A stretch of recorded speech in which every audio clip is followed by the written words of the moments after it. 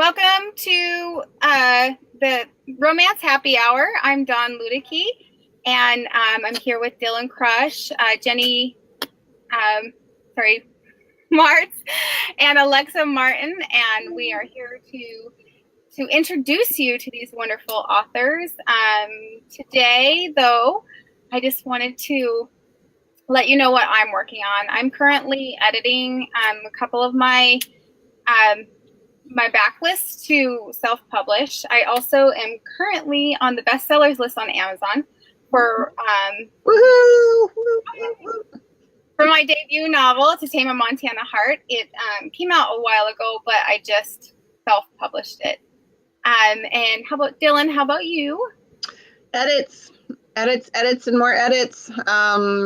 Book 2 in the Holiday Texas series comes out October 30th. I'm really excited about that.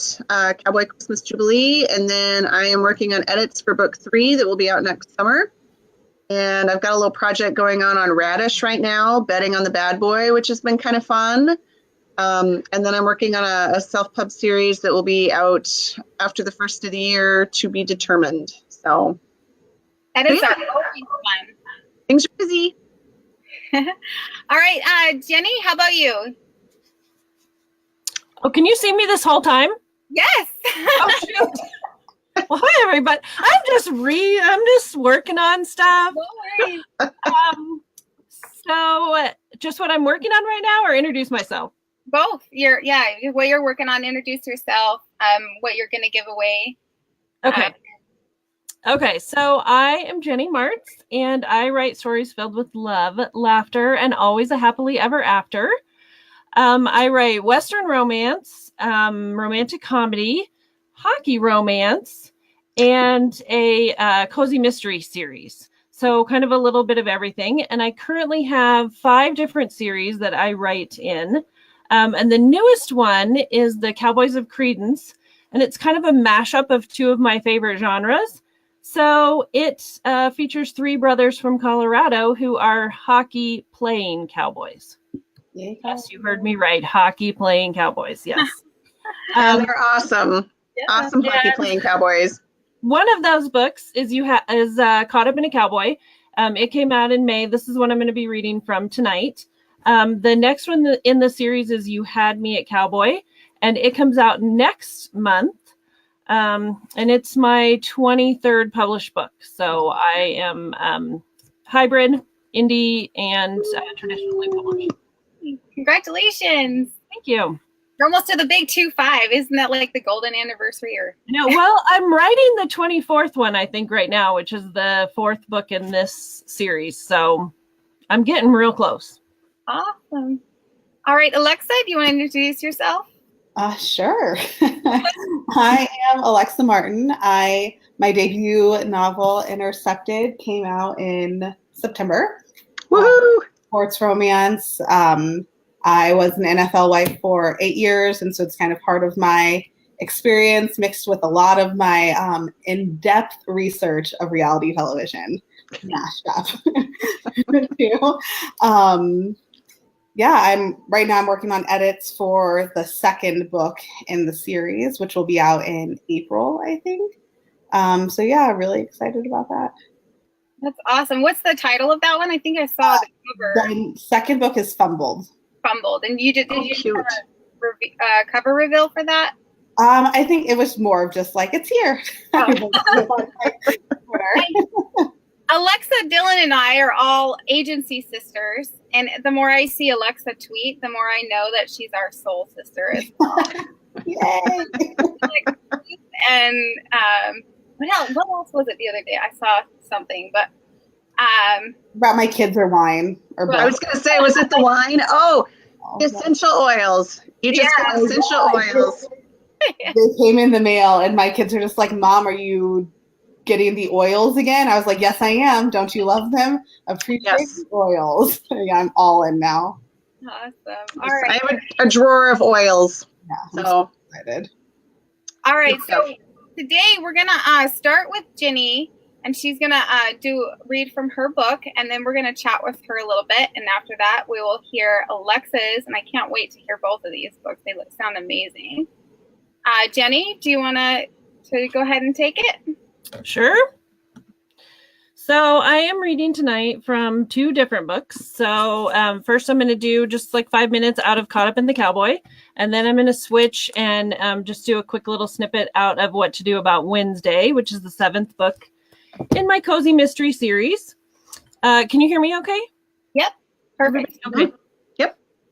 So Caught Up in a Cowboy is a second chance romance, and it is about Rockford James. He plays for the NFL, and he has just come home because he's come home to the ranch because he's been hurt. So he has to recuperate. And when he gets home, he just is pulling up, and he's driving down the road to kind of the neighboring ranch. His ranch and the neighboring ranch, you take the same road. And as he's driving up, he comes upon a woman riding a child's bicycle dressed as a pirate. And that's kind of how the book opens. And of course, it's Quinn, his, high school girlfriend that he, broke up with and left her for his NHL career. And she's convinced him. He, tells her, I really would like a chance to be friends with you. And she says, okay, on one condition, I need somebody to be the other pirate. She's dressed as a pirate for her son's birthday party, and she needs someone else to be the other pirate. So I was going to read this little scene where she's brought him into her bedroom to dress up as this other pirate.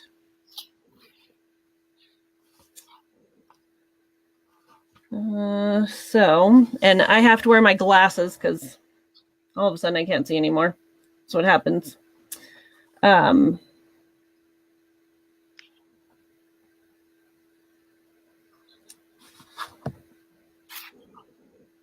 Okay, awkward silence. Let me find my spot here.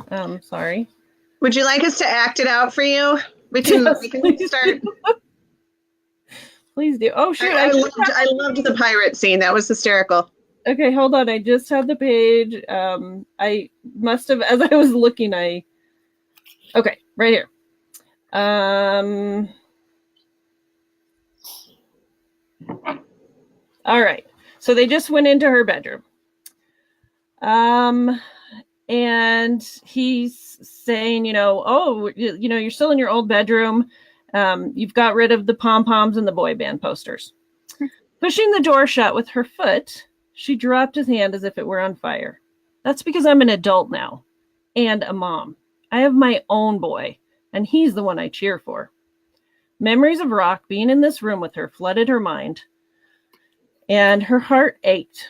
Sorry, I'm going to set the timer so I don't go way over. I meant to do that before. I know, I just left you on her heart ached. And here we go. Her heart ached. Okay. Her heart ached at flashes of recollection. Lying on the floor as they listened to music or worked on homework, curled on her bed, kissing and touching in the frantic way that teenagers discover each other. The pictures in her head were as clear as if they had happened yesterday. But they hadn't. She pushed the memories away, back into the spaces where she kept them, sealed off so they couldn't hurt her. That was the past. She needed to focus on the present, on Max, and the birthday party that was going to start any minute now. She pointed to the pirate costume laid out across her bed. The outfit consisted of a thin muslin shirt, a faux leather vest, a pair of brown striped pants, and a long scarf served as a belt with a black hat and sword completing the costume. You can put that on. The guests will be here any time, so you've got to be ready. If the pants don't fit, just wear your jeans. She glanced at his thighs, thick and muscular from years of ice skating. Yeah, you should probably just wear your jeans. He chuckled as he reached for the hem of his t-shirt and tugged it over his head. She sucked in her breath. Holy hot cowboy. The guy's chest was a solid mass of muscle. The last time she'd seen him without a shirt, they'd been teenagers. He wasn't a teenager now. He was a man with a man's body. The muscles in his arms flexed as he tossed the shirt onto the bed, and she almost choked at the size of them. He had the body of an athlete, toned and firm. A tattoo of his team's logo covered the top part of his right arm. She hadn't known he'd gotten a tattoo. She didn't really know anything about him anymore. Just the bits of gossip around town and the occasional stories she heard about him from his family or one of the sports channels on TV. She wouldn't admit it to anyone else, but she'd seen several of his games, watching him when he was on the ice and searching the players' boxes for glimpses of him when he wasn't. She tried to look away, but was mesmerized by his body. So foreign, yet so familiar. Her gaze traveled over him, discovering new scars and marks that hadn't been there before, that he must have earned in his years on the ice. His hair was still a little too long, curling along his neck, but it had darkened to a dirty blonde color, and his eyes were still the same greenish blue. She'd always thought they were the same color as the pond they learned to swim in, a mixture of the shades, depending on his mood and what color clothes he was wearing. There were so many new things about him, yet he still felt like the same guy she'd grown up with, the one who'd shown her how to ride a horse, who'd tutored her in chemistry, and who'd taught her how to French kiss, and he'd been quite a teacher. He reached for the shirt on the bed, turning slightly, and she gasped at the mass of ugly purple bruising down the side of his rib cage. She reached out as if to touch him, heard his sharp intake of breath as her fingers barely skimmed his side, and quickly dropped her hand. Is that from the... She didn't want to bring up the fight again. Apparently, she didn't have to. A scowl settled on his face, and he swiped at the discoloration as if to wipe it away. Yeah, I guess. It's no big deal, though. Just a few bruises. We're always getting banged up. They're already starting to fade. But the subject obviously made him uncomfortable. So she let it go and concentrated on the problem that had just surfaced in her mind. They didn't send along any boots or shoes. He pulled the shirt over his head. It was snug, hugging his muscled chest and stretching over his thick upper arms. My boots will do fine. She glanced down at his leather, square-toed cowboy boots. A pirate wearing cowboy boots? Oh, geez. That sounded kind of hot. Especially when the cowboy pirate was Rock. Stop it! This is the man who'd broken her heart, who'd left her behind. She wasn't about to fall victim to his charming grin and a few well-toned muscles. He tugged on the vest and picked up the long red scarf, a baffled look on his face. What do I do with this? You tie it around your waist like a belt. She sighed at his blank look and took the scarf. Sliding her arms around him, she wrapped the scarf around his waist and tied it in a knot at his hip. Her hands shook a little as they brushed over his hard abs, their solidness visible through the thin shirt. Taking a step back, she picked up the sword from the bed and passed it to him. They needed to get out of her bedroom. She could try to push the memories away, but the ghosts of them as a couple, as young lovers, were thick, as if their souls were floating in the air, taking up all the space and making it hard for her to breathe. The sound of a truck coming up the driveway pulled Quinn from her thoughts. Thank goodness, the guests were starting to arrive. The door of her room burst open, and Max rushed in. Mom, they're here, come on! The party's starting! He grabbed her arm and pulled, then stopped when he caught sight of Rock. He pushed his small glasses up his nose and grinned at her. Her heart did that gushy mom thing it did every time her son smiled, because she'd gotten something exactly right. You found a pirate! That smile on her son's face made every awkward moment with Rock worth it. Yep, this is Captain, James? That was original. She gave Rock a small shrug of her shoulders, hoping he would play along. He sailed the 7 seas to be here for your birthday party today. Max's eyes widened as he looked at Rock. You're a pretty big pirate, he whispered. Rock puffed out his chest and lowered his voice, affecting a deep pirate accent. Aye, that's from spending so much time working around me ship, matey. I heard some scallywag named Max was having a party, and I thought I'd stop by for some rum. He glanced up at Quinn. Some grog. You got any grog, boy? Or am I gonna have to make you swab the poop deck? You said poop. Max dissolved into giggles as Rock wielded his plastic sword in the air. You're funny. He was funny. Was he seriously still doing the pirate voice? She tried to keep from laughing, but the sound of Max's giggles was too much. Why don't you go say hello to your guests, and I'll try to find the captain here. Some grog. Okay, Mom. See you later, Captain James. Nice work, matey, she said. I love a challenge. He crossed the room, stopping behind her and lowering his voice as he leaned closer to her ear. And might I add, you've got the finest pirate booty I've ever laid me eyes on. So, there you go.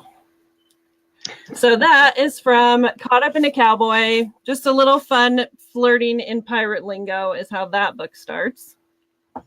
And for tonight, for my giveaway, one of my giveaways will be I'll give away an e-book, a Kindle ebook of this book. So you can have it read and be ready for the next one in the series. Wow, I went over. Sorry. Oh, it's no biggie. Good. So before you read the next one, I want to ask. Yes, sure. I'm hearing feedback. Yeah, I'm hearing feedback on you too. Uh-oh, echo. Not anymore. You're good. Oh, good. Okay. How did you come up with the pirate? Do you have a secret pirate fetish, Jenny? Johnny Depp. Wow. I didn't know it was going to be this kind of a show. It's after 8 o'clock here. I don't know.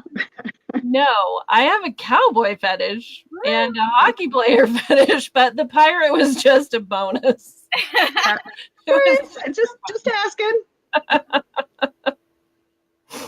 Any other questions?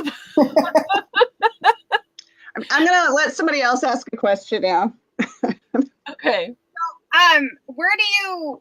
I saw that you have some Montana cowboys on there on your list. I do. Do you go to Montana often?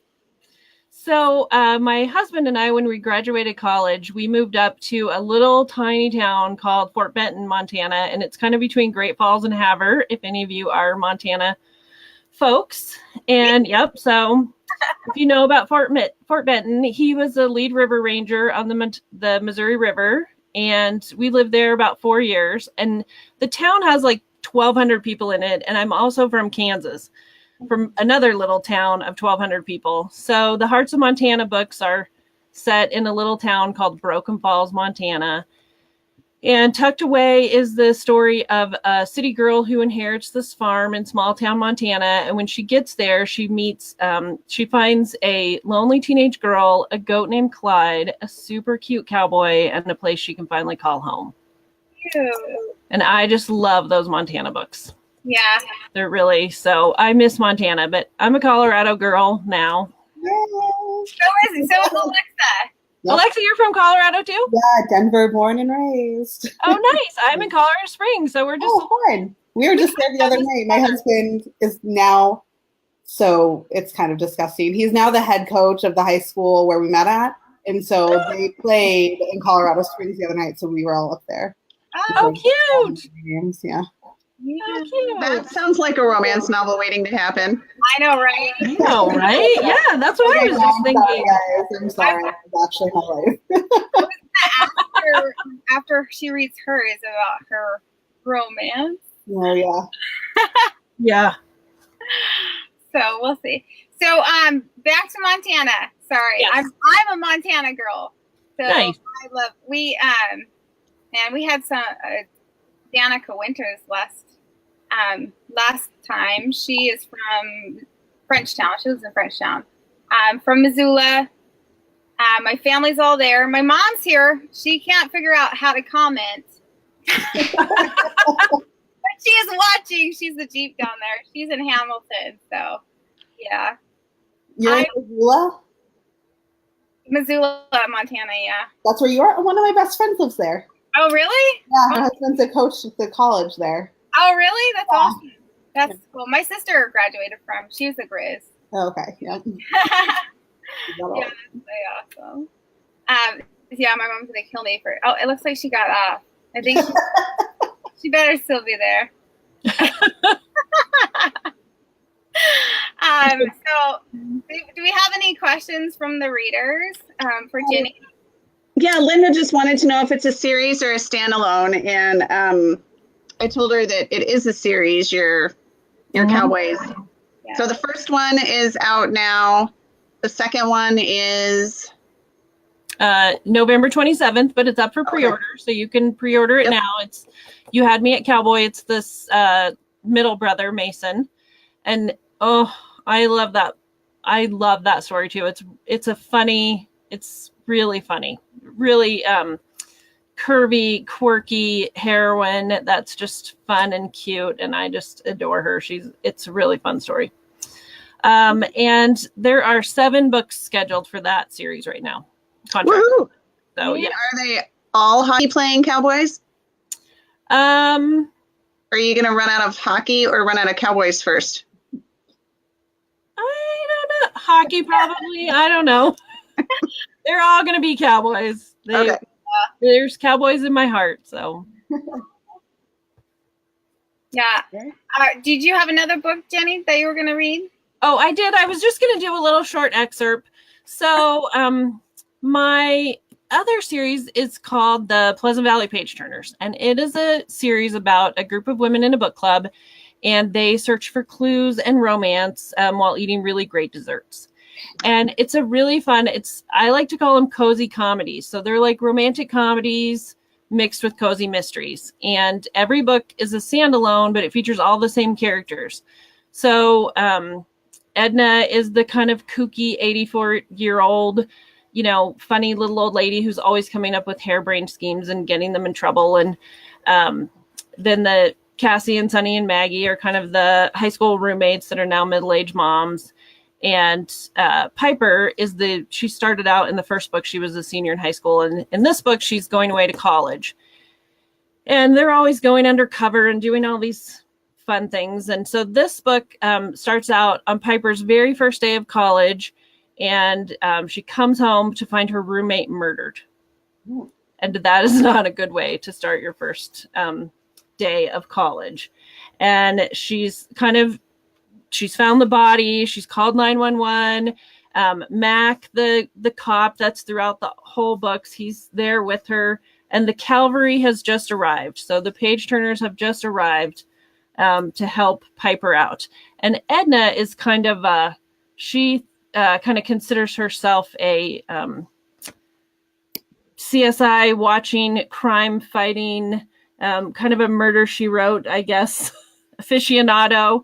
So she's always trying to solve the murders and get them into trouble. So I've just got a couple of pages on this where they just found the murder. Or the cops are there, and Piper is sitting outside, and the cavalry has just arrived. The cavalry, otherwise known as the Pleasant Valley Page Turners, was her aunt's book club, who had adopted Piper as a new member earlier that spring. Book club was a loose term for a tight-knit group of women who cared more about each other and spending time together than they did about their monthly book choice. They met every Wednesday, and the women had taken Piper under their collective wing and become the closest thing to a family she had. Even though Edna Allen was in her early 80s, she had the spunk and spirit, not to mention the dirty mind, of someone much younger. She kept the women on her toes, frequently in stitches, and was more often than not the one who came up with the crazy harebrained schemes, which usually landed the group in hot water. Each woman brought something different to the table, and Piper loved them all. Especially Cassie, the woman who had taken her in and treated her like a daughter when her own mother had left her on her doorstep and rode off on the back of a motorcycle with a tattooed biker named Spider. Piper wasn't much of a crier, and she'd been holding it pretty much together until she saw Cassie, and her aunt folded her into her arms. Then the floodgates opened, and Piper sobbed into her shoulder, clutching Cassie's mom sweater in her fists. "Are you okay, honey?" Cassie asked. "I'm fine, but Brittany isn't. She's dead." "I know. Mac told me when he called." "You must have been so scared," Sunny said. "How did she die?" Edna asked, huffing up behind Sunny and joining in the group hug. "She was murdered." "Oh, no, Mac didn't tell us that." Edna peered over Piper's shoulder. "What happened?" "I don't know. I just came home and found her lying on the floor. She had a plastic bag wrapped around her head and scratch marks on her throat, like she'd been trying to claw the bag away." The memory of her face and her red-rimmed, bloodshot eyes flashed through Piper's mind, and the bile threatened to rise in her throat again. She swallowed. "I called 911, but she was already dead when I found her." Edna had already inched toward the door. "I'll just see if I can find out anything more." After watching copious amounts of crime television and reading numerous murder mysteries, the elderly woman considered herself a bit of an amateur sleuth. And the scent of murder had her craning her neck and bouncing on her orthopedic shoe-covered toes to get inside. "Edna, no, let the police," Cassie said. But her words fell on deaf ears because Edna had already snuck through the front door. A few minutes later, she was hustled back out again by a familiar detective. Mac had a scowl on his face and a firm grip on the geriatric Nancy Drew's arm. "No, Edna, you cannot spend a few minutes studying the crime scene," he was saying. "Although I appreciate your enthusiasm, I don't want you compromising anything the real police actually need to see." Edna huffed and pulled her arms from his grip. She smoothed her cap of silvery white curls. "Well, excuse me, I was just trying to help. I'm sure." She ignored Mac and put an arm around Piper. "I'm so sorry, honey. You must have been so scared to find her like that." Piper nodded, swallowing at the tightness in her throat. "And I'm pretty sure she's wearing your sweater." "She is. I wouldn't plan on getting that back." Edna leaned closer, and it really didn't do anything for the outfit. It matched her skirt, but those green tights were hideous. "All right," Mac said, pulling a notebook from his pocket. "Besides her unattractive hosiery," he paused to narrow his eyes at Edna. "Can you tell me anything else about what happened? I need to know who her friends were, what her day looked like, was she expecting any visitors, that sort of thing." Another car pulled up, and Mac waved 2 officers inside, letting them know he was getting the statement from the witnesses. Piper sank down on the steps again. "I don't know. We've only been roommates a few weeks. It seemed like she was friends with everyone. We go to the same college, but we both just started class today." He gave her a look, then shielded his pad as Edna inched closer, stretching her neck to peer at the notes. "What about close friends or a boyfriend?" "Yeah, she had a boyfriend, Kyle, but she told me they'd been dating since high school. I'd only met him a few times, but she said they'd been having some trouble lately." Tears clouded her vision. This is so unfair. She had everything going for her. Mac asked her about a million more questions, but she didn't have a whole lot to tell him. She promised to write down anything else she could think of and let him know if anything new came to her. He snapped the notebook closed. "Sorry, kid. You're not going to be able to stay here until we've cleared the scene." "It's fine," Cassie said. "She can stay with me."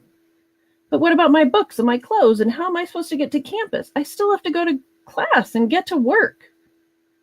"I can go in with you, and we'll see if they can let you grab a few clothes and your textbooks, but otherwise we'll need the apartment until we can make sure we've collected all the evidence. I'll let you know when it's okay to move back in." It's only temporary, she reminded herself, and if she were being honest, she wasn't too excited to go back in the apartment just yet anyway. It wouldn't hurt to stay at Cassie's a bit and let the image of her murdered roommate sprawled out on the floor fade a little, although she wasn't sure that image would ever fade from her memory. She glanced around at the page turners. "Thanks for showing up so much. I really needed you guys." Who needed a therapist when she had the page turners? Edna reached for her hand and gave it a squeeze. "We're always here for you, honey. I'm just sorry this happened to you. You have so many exciting things to look forward to, and your week should have just been wonderful. Instead, your hump day just turned homicidal." And that's the what to do about Wednesday when hump day turns homicidal. That sounds so good. I can't wait to read it. So there you go. And I don't know how to put a pirate in there. I don't think there's going to be a pirate in there.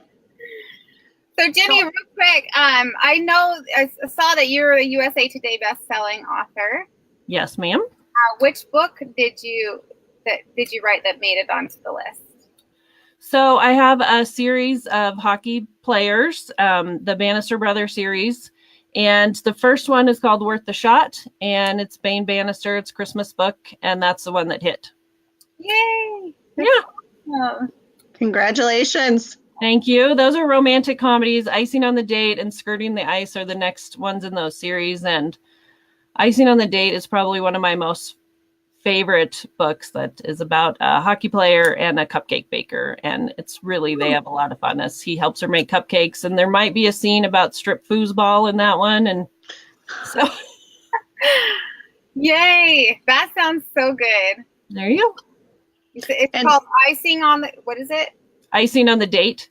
icing on the. It's like cupcakes and icing, hockey, and That sounds cute. I'm writing that one down. yeah. It's And probably how not many- that great if you have to explain it. I don't think Dawn, you aren't a hockey fan, are you? Not yet. I know, not yet. Hockey is the only sport I can actually sit down and watch.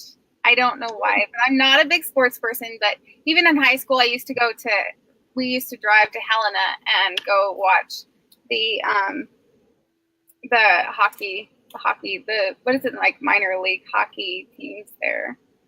Nice. So I do like hockey. Good. All right, so for those of you just joining us, we just heard from Jennie Marts.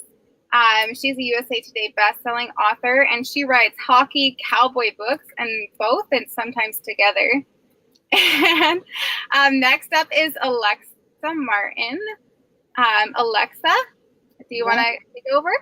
Okay, well, I'm here, so I guess I have to. So I am reading from my book, Intercepted. I'm going to start pretty early in the book. It's right after. So Marley has been dating her boyfriend, Chris, for 10 years. And they had like a short break. She's waiting for him to propose. She's still a girlfriend, which all the other wives give her a hard time about. They're NFL players. And she just found out that the guy she had a one-night stand with when her and her boyfriend were on a break is the new quarterback of her boyfriend's team. So I'm better at writing than talking, so forgive me if this is terrible. I'm not as good as Jennie. So we're all aware. Okay. Chris and I live in what I fondly refer to as the seventh circle of hell. Oddly enough, that's located in Denver. We're both native Denverites. We met in high school, and somehow Chris got lucked out by being drafted to the Mustangs and never being traded. In the NFL, getting to play at all is odds-defying, and staying on the same team for more than 5 seasons is a damn miracle. With Chris's awesome income, the money I get from my freelance design jobs, and no kids, we should be living the high life. Denver is the coolest city with the most eclectic, vibrant mix of people, but we don't live in an industrial condo downtown or a historical bungalow in Washington Park. No, no, no. Chris and I, just the two of us, live in an 8,000 square foot of obnoxious marble and crystal covered extravagance in the gated community of all gated communities, with all the other Mustang starters in hashtag the land where high school never ends. I grew up middle class. Chris grew up loaded. His dad is still the most sought after plastic surgeon in Colorado, a common topic between the other wives and I. And to this day, I still have no idea who the hell Chris is trying to impress. I guess showing your daddy you're a big boy includes ugly chandeliers and gold-leafed wallpaper. After hearing about Gavin's arrival, I knew Chris was going to be upset. And because I'm such a wonderful girlfriend, I made him my world-famous red velvet cake to help ease the pain. I absolutely did not make it in an effort to eat my own feelings. And the extra bowl of cream cheese frosting hidden in the back of the fridge isn't for that either. Sweet decadent denial. Fuck cake. Not cake. Fuck Coach Jacob. Chris's interests tend to have a flair for theatrics, but he has outdone himself this time. His deep voice echoes off the gallery art-lined walls. His heavy feet against the white marble causes them to rattle. But the crowning glory on this manly display of fury is the way he launches his workout bag across the kitchen the moment he sees me.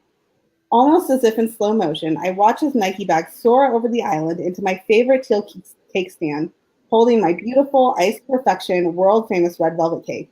Both fall to the floor with a frosting padded thud. What the hell, Chris? I walk over and start picking out the cream cheese-covered ceramic. I'm contemplating whether or not to still eat the parts of the cake that didn't directly touch the floor when Chris starts yelling again. Are you really more worried about the fucking cake than me right now? Well, yes. Of course not. It's just a mess. I don't want either of us to cut our feet. Lies. Bye, cake. I'll miss you. I stand up to look at him, and when I do, I realize leaving the cake for later is for best. Chris's normally mocha complexion has a cherry hue to it, and his full lips are pulled into a thin, straight line.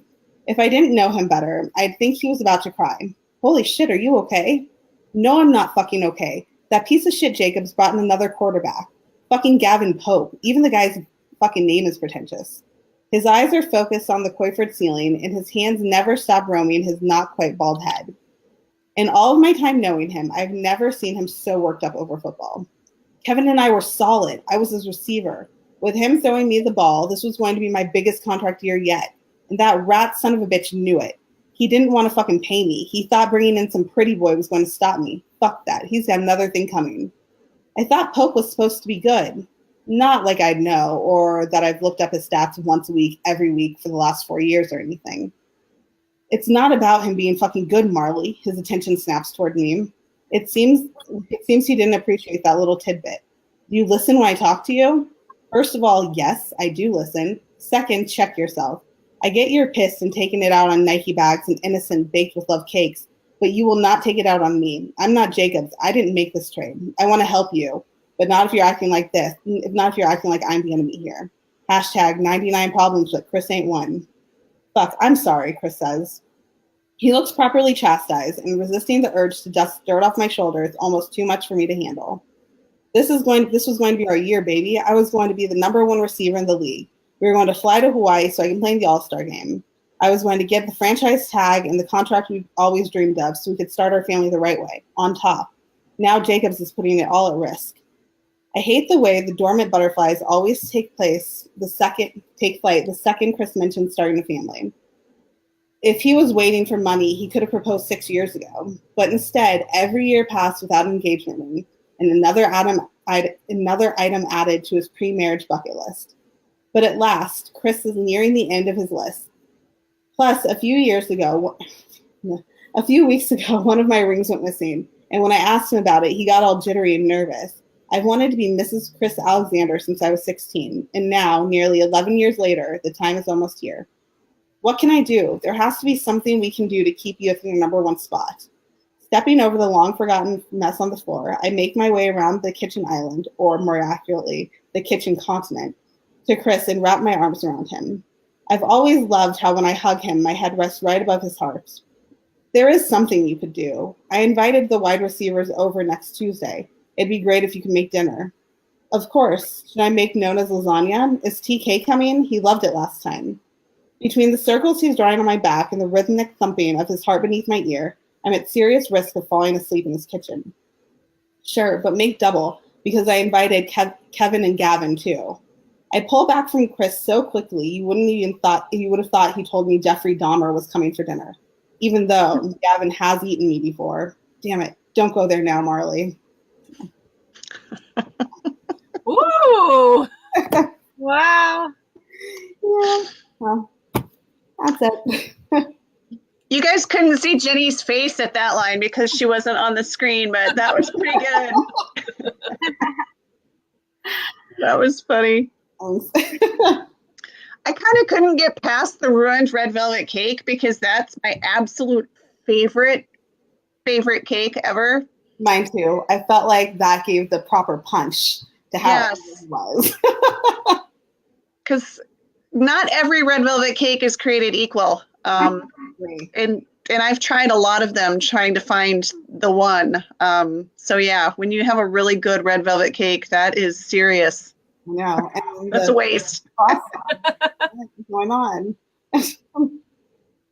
My husband's favorite is strawberry, but don't tell him I told you because he likes pink cakes on his birthday. Simply he likes strawberry.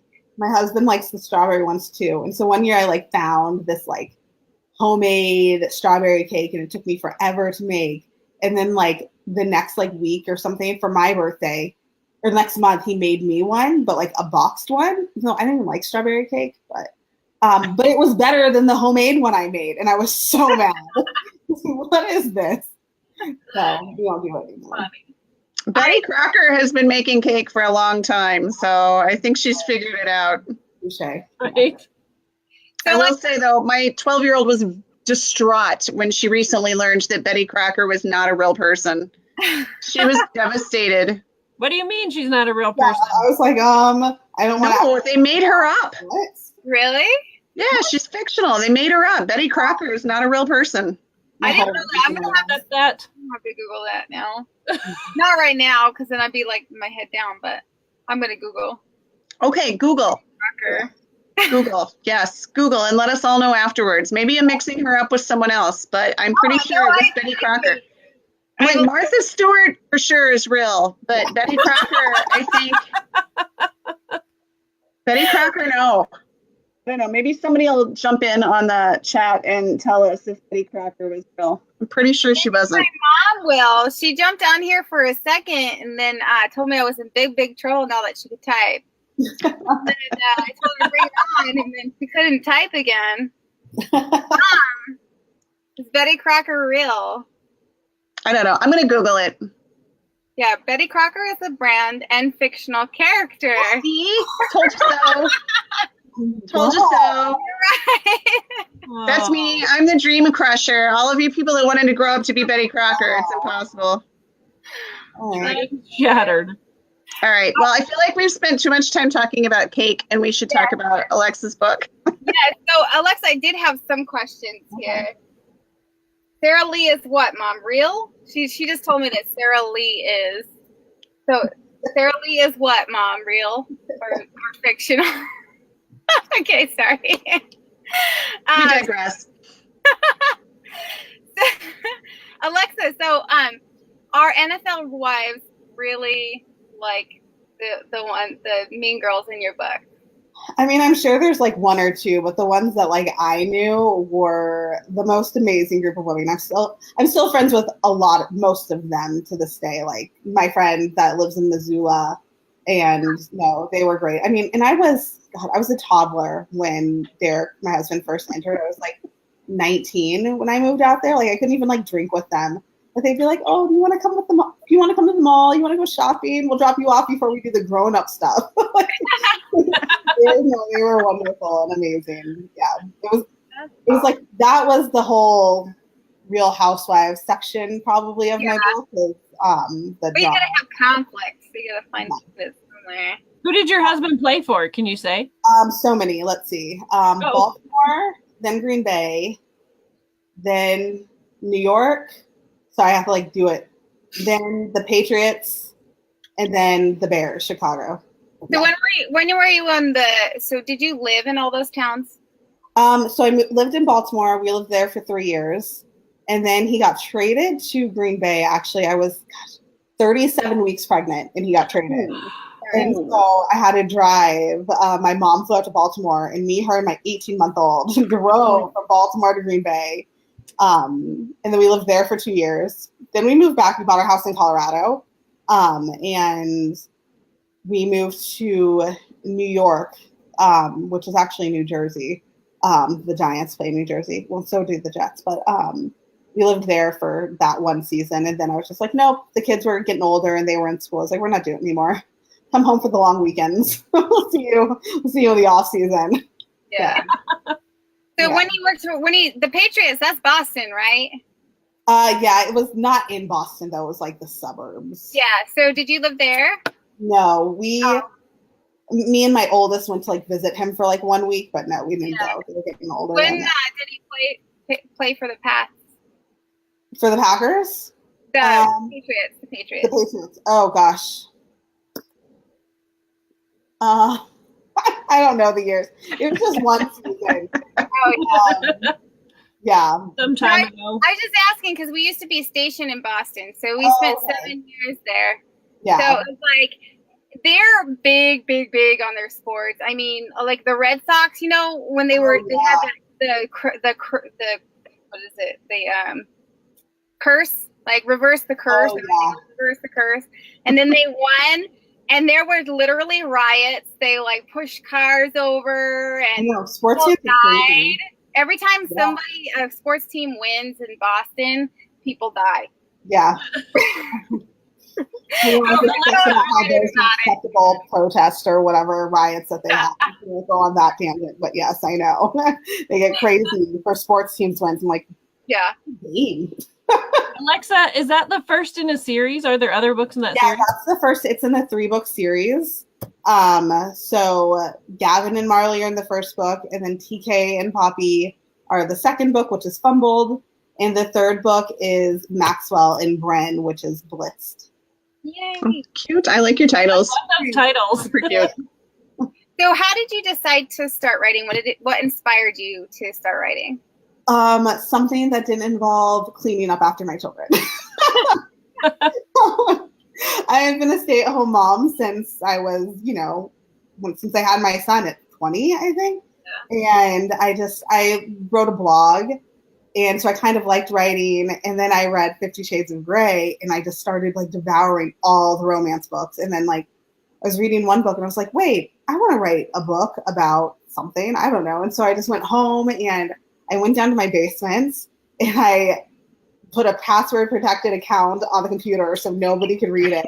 And I started writing, and I didn't tell anybody about it until it took me like 3 or 4 years to like tell anybody and kind of just go out and see what could happen from it. So yeah. I was the same way, but my husband was gone, so I just hid it on my computer because he was in the military, so he was in and out. So I told my sister Dia, I think she's the only one I told that I was writing a book. Because my thought was, if nobody knows, then if I don't finish it, nobody knows. It took me a long time to finish it, but that's awesome. Yeah. And so tell us your high school romance story. Oh gosh, it's so my husband was 2 years. He's 2 years older than me. And so my sophomore year, he was a senior and he played football. And I remember being like, oh, he's so cocky. How does anybody like that guy? Like, he's the worst. And then second semester, we were both in student council. And so we had a leadership together and we kind of just started chatting that way. And then he, I think I actually have it up here, signed my yearbook, like, call me, don't forget to call me. And like, I didn't because like everybody writes on people's yearbooks. So I went back to class like a couple days later. He was like, let me sign it again. And then it was just like, how come you haven't called me yet? And so then I called him and the rest is history. Fun. Yeah. So cute. I love hearing people like meet cute. Like how they met their spouse. That's one of my favorite things. That's how you can tell somebody who has a really good personality by the way they tell the story about how they met their spouse. Because sometimes you meet those people, you're like, how'd you meet? And they're like, oh, we met at a cafe. And like, tell the story. So no pressure. You just set that up now, Dawn. If you ask anybody else who's watching how they met their husband, they're going to feel this intense amount of pressure to make it a great story. Well, Linda married her high school sweetheart, she says. Oh, good. Okay, yep, I see that. She married her like you. Oh, cute. How about you, Jenny? I met my husband in a cafe. Yeah. It was boring. No, I met my husband. We lived on the same floor freshman year in college. Oh. And we were just in the same friend group. So we were really close friends. He dated another girl on the floor. I actually tried to help them with their romance. Like I was their go-between. And we just were really good friends. And he's shorter than me, so I didn't really consider him dating material. I'm super tall. So, and then sophomore year, I told my roommate, I'm like, I have this super big crush on Todd. And she was like, yeah, we know. And so we were that like best friends to lovers story. I mean, that was the real true story. So we started dating and I was like, we can date, but it's not like we're ever going to be boyfriend, girlfriend. It's not like we're ever going to like walk across the intramural field holding hands or anything, which at CSU, that's at Colorado State, you have to walk across this big field. And this next summer, we'll have been married for 30 years. What dorm did you guys meet in? That's where I went. We lived in the towers in Derwin. That's where I lived. Yep, on the 5th floor. Me too. Oh my gosh. This is like one of those reunion stories. You had the same room. In one of the corner rooms, me and my best friend, we lived in like the corner, like 505 or something. Yeah, how funny. I lived in a corner room too in a quad. I'm telling you. You guys lived in the same room. It might have been 5:05. I'm not even They're kidding. going forward. Alexa, Jenny christened your room long before you ever got there. I guess so, right? I can tell you my husband and I christened that room before you got there. Good. See, that's what we're all about on Romance Happy Hour, making connections. Oh, yeah. All right. So funny. Connections, Dylan. What's your love story? Oh, my husband would kill me if I say it. Oh, Well, now you have to. yeah. What? Did you meet in a cafe? No. So my husband and I had recently broken up with a long-term guy I'd been seeing, and so a friend of mine kept bugging me to come and visit her. She was in an MBA program in Iowa. And I kept saying, I'm busy. And so finally she kept telling me, there's this guy I want you to meet. There's this guy I want you to meet. I'm like, fine. So I went up to visit her for the weekend and went to this party, and the guy wasn't there, but my husband was there. It was a Halloween party. My husband was there and he was wearing a dress. And it was just, I don't know. I think I just, the sight of his hairy legs just peeking out underneath the hem of that skirt was just too much. And no, just kidding. He will say it was a cloak because he was supposed to have this mask on, but he didn't have the mask on when I met him. So yeah, so we debate about our story, and evidently there are pictures of us the night that we met that I have not seen because somebody was there and taking pictures of the party and everything. And so yeah, I had no intention of marrying him either because I had 2 Great Danes at the time and he was allergic to dogs. Oh, shoot. And I told him, you seem like a really nice guy, but I just don't see this going anywhere. And He's allergic to dogs and you have a Great Dane. and we have a Great Dane now because I told him, and people always feel so sorry for him. And I say, you know what? He had an out. Like I tried to break up with him early on and he said, no. I said, I will always have dogs. And he said, that's all right. So yeah, people always feel so sorry for him because I make him live with a Great Dane and Mutt, who's at my feet right now. But they shouldn't because I tried to break up with the man in the dress and he wouldn't hear of it. So, so yeah. Okay, so that's I've been married for 30 years, so mine lasted. How long have you been married to this man? The man in the dress. We just had 18 years of wedded bliss. Nice. I hope Yeah. he's watching this. How about you, Alexa? He's not. I just heard him let the other dog out, so he's not watching this. He's not allowed. He's not allowed to watch. Well, no. 11 years. We've been married for 11 years. Nice. Yeah. I've been married for, I gotta ask my husband. I think it's 15 or 16. He's the one that knows everything. By the way, Dawn is drinking the pumped spice. What is it that we made? The Spice White Russian. So yes. My mom told me I was looking a little tipsy earlier. Uh-oh.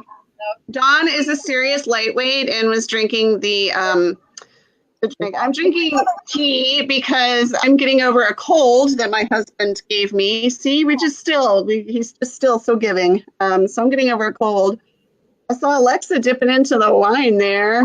It's almost gone now. Sorry, guys. In my love cup, I felt that was fitting.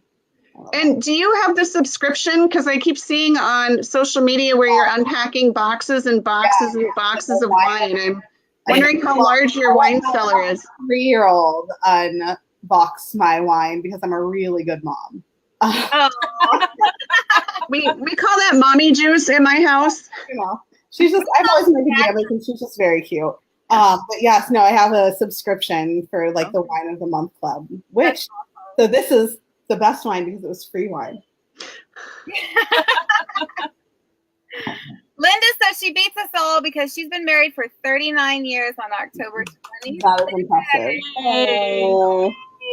That's so awesome. Congratulations, Linda. And Christina has a Great Dane. What kind of Great Dane do you have? A really funny one. He's I've really, got a poodle, and she's obnoxious. yeah. Last year when we were at the RWA, or right before it, you had said something about your Great Dane chewing up your cushions, your couch cushions. She eats everything. Yeah. She really likes pencils and toilet paper rolls. Yeah. And she will pretty much rip apart any brown box that comes into my house. So she's really good at unpacking things for us. Give her the wine. Yeah. Yeah. No, she is already on Prozac. So my Great Dane on wine and Prozac would not be pretty. I have a Great Dane on Prozac. She's crazy. She's literally crazy.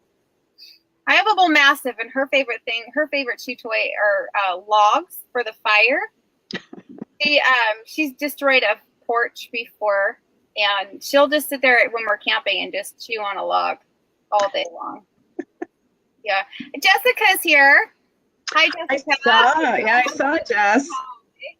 Jessica's our agent. Well, 3 of our agents. Jennie's not our agency sister, but you can be. No.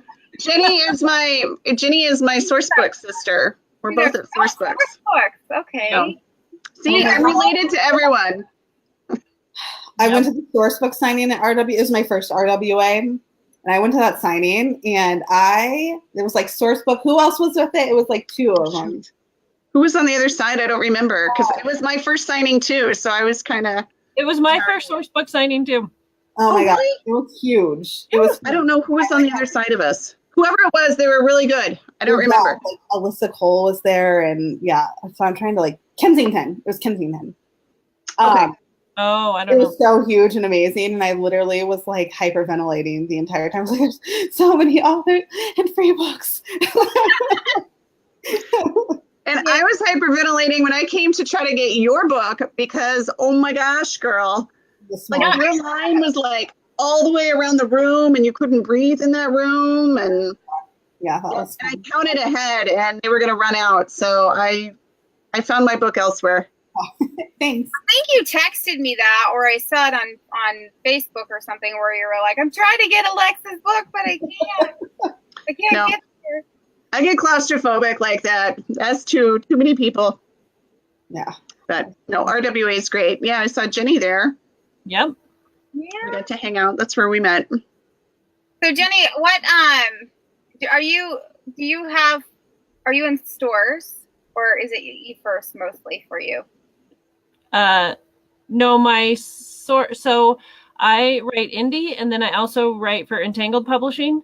Yeah. And so those are DigiFirst. I have 6 books with them, and then my Sourcebooks books are mass market paperback. So yep, they're out on the store shelves. And when the first one came out in May, I made a really embarrassing video of me going into Walmart and finding it and holding it up on the shelf and crying and kind of losing my mind. I'm gonna have a look. I know Dylan's down here, but it's a Texan book. So she's at our grocery store because my daughter goes to every time we go into a store, we look for Dylan's books, and then she rearranges them so that they're at the top by the #1 bestseller. Oh, thank you.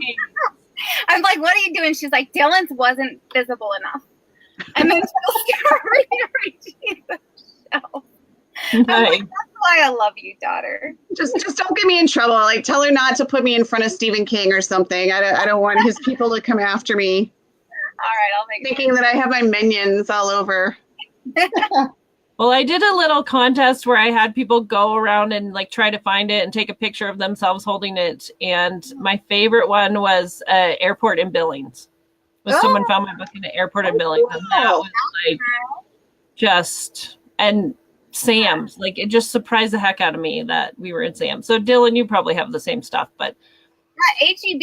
I've never heard of HEB till I came to Texas, and her books are all over. Yep. Yeah, always in there. Of course, this is my husband's new favorite store, so that's the only place he wants to shop. So, what is everybody reading right now? Yes. Do you read as much as you write? I know it's hard to read when you're an author because it seems like I'm always reading unpublished stuff for critique partners and things like that. But have you read anything that has stuck with you recently, or anybody that you recommend? I've been in a reading slump lately, but I am reading because when I was writing these books, I didn't read sports romances. Mm-hmm. I didn't want to accidentally steal their ideas, but I also didn't want to be I will never write like this ever, and just psych myself out. So I'm reading Kennedy Ryan's Long Shot right now. Okay. It's really good, but it's pretty heavy, so I'm like taking my time in that one. And then, of course, I read, I guess, Psychopath. We're either gonna be best friends or she's gonna get a restraining order because I talk about her all the time. But Kristen Ashley's books, her like last new one that came out was like amazing, and I devoured it. The Chaos series. What was that? I think she's used to that. I think there are a lot of people that kind of, like cyber stalker. No, I like try not. I just like I'm always like talking about her. That's why like my like bookmark that I use was like a Kristen Ashley bookmark. I'm just whatever. I just love her. But so that book, and then I don't know. Yeah, I've just been in a slump. I'm doing Pitch Wars this year. If anybody knows what that is, so I'm reading a lot of those manuscripts as well. So. Oh, aren't they announcing tonight? At 12:01, they would never announce early, so 12:01 Eastern. But you've picked your person already, right? Yeah, I'm really excited. It was so hard. Can you just whisper it and we won't tell? You promise? I'm just kidding. No, I know. I have done Pitch Wars before, and oh my gosh, that's like, it's super stressful. Yeah. It's almost like you're, going out on sub because people are reading it and then you don't know, and then the big announcement. And I got Jess through Pitch Wars. Mm-hmm. So like I feel like there's a lot of pressure because it did so much for me that like I don't want to screw somebody else up. I like want them to have a really good experience too. So yeah, so that's what I've been reading.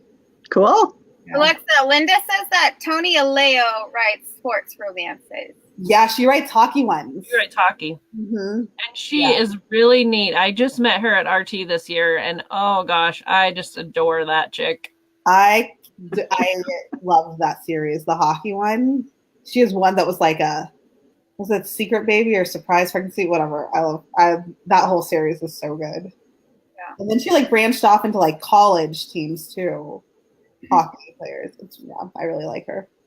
I really like her too. Yes. What are you reading?